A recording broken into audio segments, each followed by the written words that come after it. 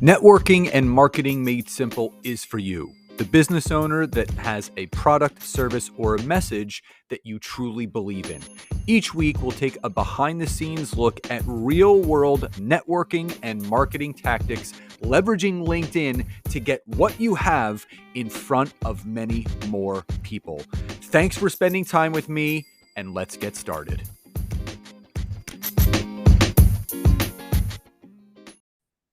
Hey there, and welcome back to another dual episode of Networking and Marketing Made Simple and the Entrepreneur Rescue Mission. That means I am not here by myself. I'm here with my beautiful wife, Nancy. Hello, hello. So we wanted to jump on here today. We're actually going to be doing a little mini series all around the importance of LinkedIn and maybe some things that you need to know. And before we dive into today's episode, we are going to be talking about the importance of, obviously, we're going to be talking about your profile, but we have an amazing workshop coming up.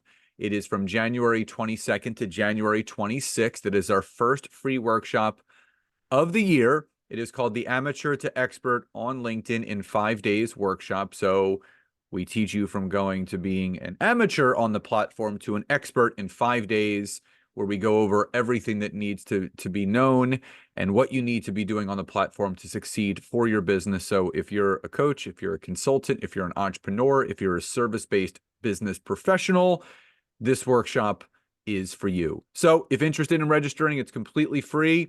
It is from 1 to 2 p.m. EST, Monday through Friday. The link to register will be in the description of this episode. So on to today's episode, which is the importance of optimizing your LinkedIn profile. Now, let me first by saying that what's helped myself, and I know this has helped Nancy, and obviously all the clients that we work with, is not looking at your LinkedIn profile just like any other profile that you're setting up on social media.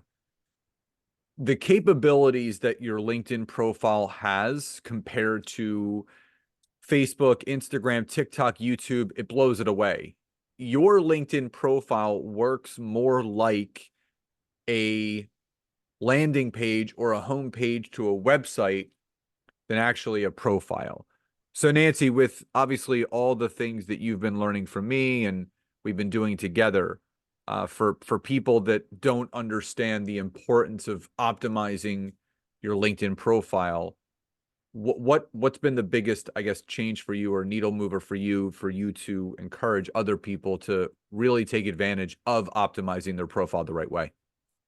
Yeah, well, what I'll say is, I wrote my first book this past year, which is How to Build Your Personal Brand on Social Media. And after all the research that I did around, the importance of number one, obviously building your personal brand and the fact that all of us has one and we have control of it, is awesome. But across the board, every single personal brand expert, every single marketing expert who talked about building your personal brand said that you need to have a presence and you need to have a profile on LinkedIn.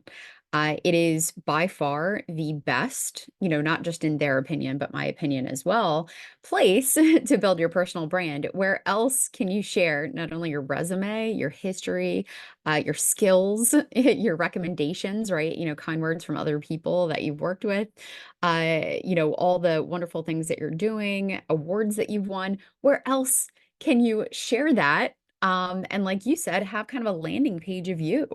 So for me, building your LinkedIn profile, Scott, is absolutely a no-brainer. So, if you're currently like wondering, should I be on LinkedIn or should I not?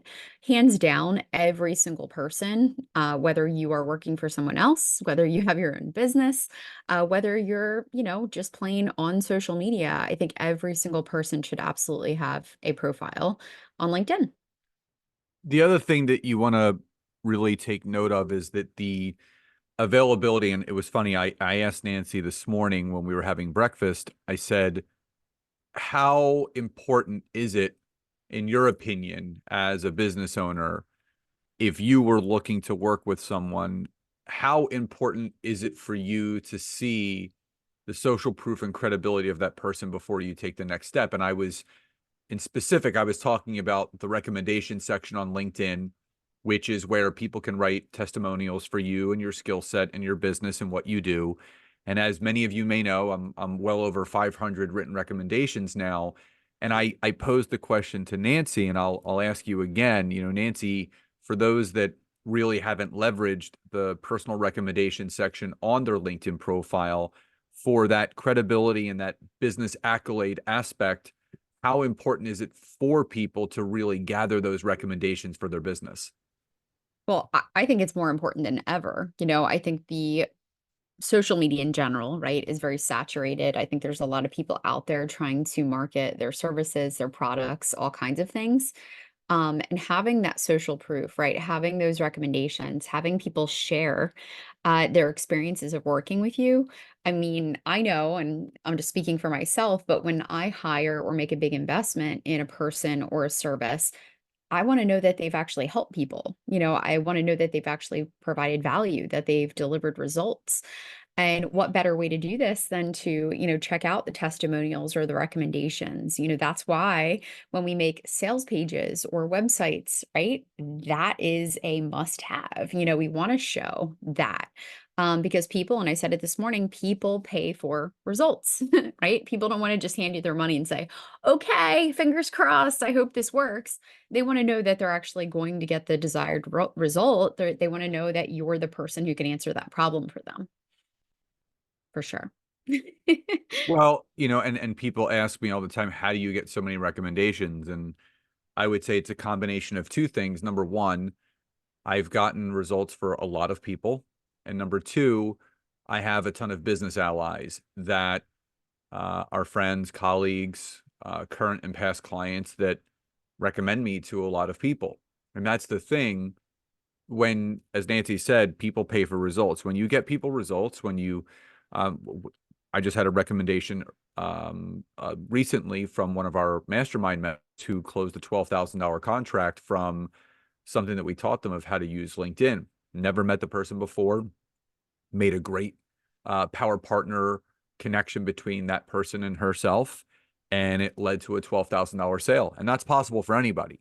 And what we really want you guys to really understand is that, when Microsoft bought out LinkedIn back in 2014, they embedded search engine optimization, or SEO. Now, I will say this. Nancy and I were talking to a friend of ours, Andy Cresadina, who's an incredible SEO specialist, website optimization specialist. And he basically said that, SEO, it's not that it's going away, but as far as search engines go, it's becoming more powerful and prevalent to have it optimized on a social media platform than the general search engine like Google, Yahoo, or Bing. And he said you got to take full advantage of it because LinkedIn allows you to plug in those keywords into your LinkedIn profile.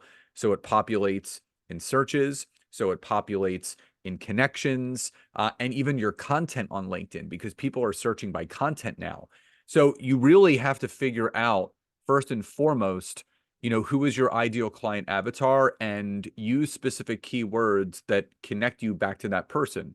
So this is stuff that you'll find in your headline. This is words that you'll use in your about section. These are words that you will use in the description of your experiences, but also making sure that you're filling out all of the smaller areas of LinkedIn that people kind of push to the side, which is your volunteer experience, your licenses and certifications, and your awards. Whether it's related to something that you're doing right now or it's something in your past, it's still relevant to your business journey.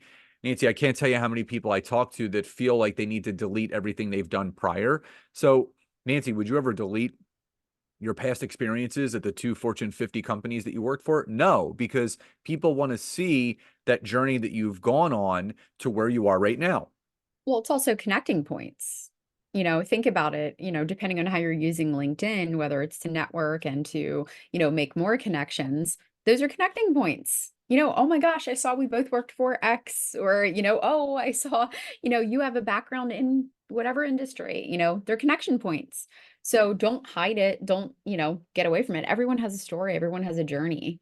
I think it's important to leave those things on there. And, I know that back when I started, that's what I wanted to do. I was like, oh, I got to start from scratch. But you don't want to do that, right? You want to show your story, you want to show your journey, just like, you have years and years of experience in health and wellness, right? You can connect, and that's such a relatable point, to talk about with someone who also is in health and wellness or has a history in health and wellness as well.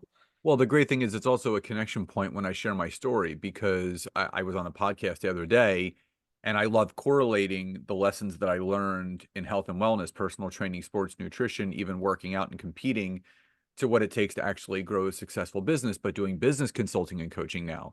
So you have to realize that everything that you've grown through and gone through in your professional career has primed you for whatever you're doing right now. And it's not about like being ostentatious or gloating about the successes that you have, but if you want to build the know, like, and trust, and you want to build rapport with people, and you want that person that you're looking to work with to have the utmost confidence that the decision that they're making to invest in you and work with you, you have to make sure that you're a trusted resource. And having your profile showcase those accolades and the things that you've accomplished will help bridge that gap. And as Nancy said, create that connection point between you and the other person. Now, the other thing that I'll tell you is that one of the most underutilized areas of LinkedIn is the featured content section. And this is a section where you can kind of promote what you have going on. So if you want to have your LinkedIn profile, much like Nancy and I do, which are basically they're giant lead magnets. If you go to either of our profiles, when you go to our featured content sections, there are links to download our free resources. There are calendar links. There's a link to our podcast. There's a link to our website. You have to understand that LinkedIn is a gateway for you to build connections offline. So you want to create a path and a journey for that person that's going to find you through a search result on LinkedIn. If your profile is optimized the right way, they'll go to your profile, they'll check you out, and they may click on your clickable link in the top part of your profile or go to your featured content section and watch a testimonial video on YouTube from one of your clients, which Nancy and I have one of those up there as well. So you have to understand you need to create as much trust, rapport, but also confidence in that person that's thinking about working with you as quickly as possible. And optimizing your LinkedIn profile the right way will absolutely allow you to do so. So we're going to be going over all that and more in our free workshop from January 22nd to the 26th at 1 p.m. to 2 p.m. EST. So if you would like to learn more insider tips and tricks as far as how to properly optimize your LinkedIn profile, go to the description of this episode, click on the link, get yourself registered, and we will see you there. So we hope you found today's episode helpful. Love and gratitude, and we'll talk to you next time. Bye, everyone. Bye-bye.